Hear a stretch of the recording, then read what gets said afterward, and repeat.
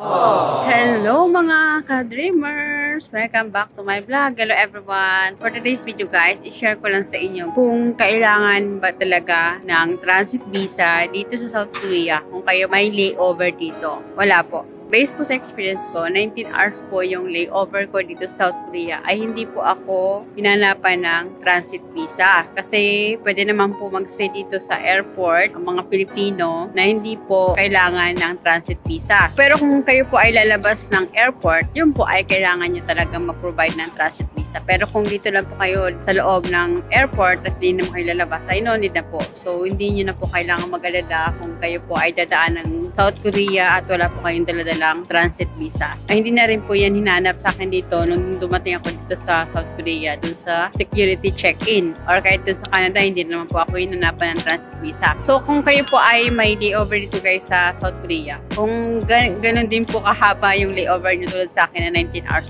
pwede po kayong mag-rest sa 4th floor. Meron naman po mga chairs. Pwede naman po kayong mag-nap time. May upuan naman po na pwede kayong mag-umunat. Pwede po kayong humiga. Okay? Makakapag-rest naman po kayo guys. Saka meron naman pong charging station na pwede kayong mag-charge. Sa lahat ng saksakan ay meron sila. Napakaganda kasi nga, hindi mo na kailangan maghanap ng adapter na pwedeng magamit mo kasi nga, nandito ka sa South Korea, hindi ma-charge yung phone mo. Hindi po guys. Madali lang po. Kasi yung sa akin ay USB lang po. Ang ginamit ko ay nakapag-charge na po ako. Ganun lang po kadali. Meron din po dito mga shops na pwede kayong bumili. Mga duty free, mga branded items. Kung meron kayong mga pang-shopping ay pwede po kayong mamili dito sa South Korea. So hindi naman po kayo maboring. Tingnan nyo ko guys. 19 hours ilang oras na lang ay magpa-flight na rin ako. Basta hindi ka maboring ay makakatagal ka po dito sa airport na hindi mo na kailangan lumabas. Tapos guys, i-share ko din sa inyo guys na kung kayo po ay nasa business class ng airlines at may layover nga din po kayo dito sa South Korea ay pwede po kayong mag-lounge. Tulad kanina nakita ko Asian na lounge. Meron po silang ino-offer para makapag-rest kayo sa mga yun guys, sa mga business class. Pwede kayo magstay. Saka guys, kung magtataga kayo dito sa airport at mahaba din po yung layover nyo, tulad sa akin, ay magdala kayo ng extra shorts nyo. Pwede naman po kayong mag-shower. May shower po doon, kaso nga lang, paggabi wala na. Nung dumating ako kagabi, ay na po siya, sarado na. Nililinis nila guys. So, ayun lang. Kung matsyempohan nyo, magdala na lang kayo ng extra na damit nyo para makapag-shower kayo kasi libre naman siya guys. Rating ko guys, libre mag-shower dito.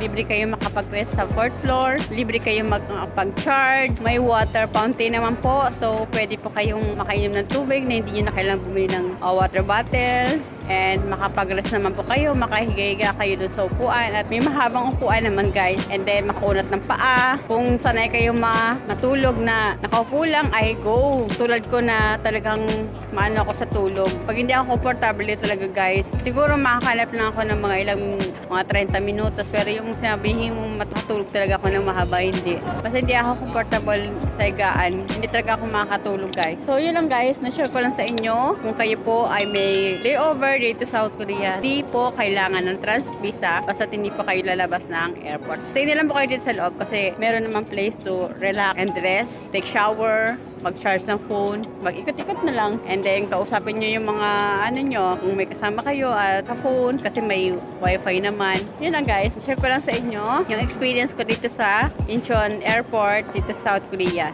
na hindi nga po kailangan talaga ng transit visa. So, talagang hindi kayo mag-aalala. Ma-enjoy nyo yung flight nyo at ma-enjoy nyo po yung layover nyo dito sa South Korea. At saka guys, meron din pala dito food court sa kabilang side. So, kung meron kayong dollars na dala-dala, kung magutom kayo, ay meron po kayong makakainan. Yun lang guys, na-share ko lang sa inyo tungkol sa transit visa dito sa South Korea at kung kayo po ay may layover din po dito. So guys, if you find my video helpful, please pakisubscribe naman po and do like and share na rin po kung nagustuhan nyo po yung mga video ko at nakakatulong po sa inyo. Please pakiclick naman po yung notification para ma-notify po kayo sa mga updated video ko. So yun lang guys, thank you for watching. Good luck po and enjoy po sa mga magla-layover din dito sa South Korea. Thank you guys. Bye.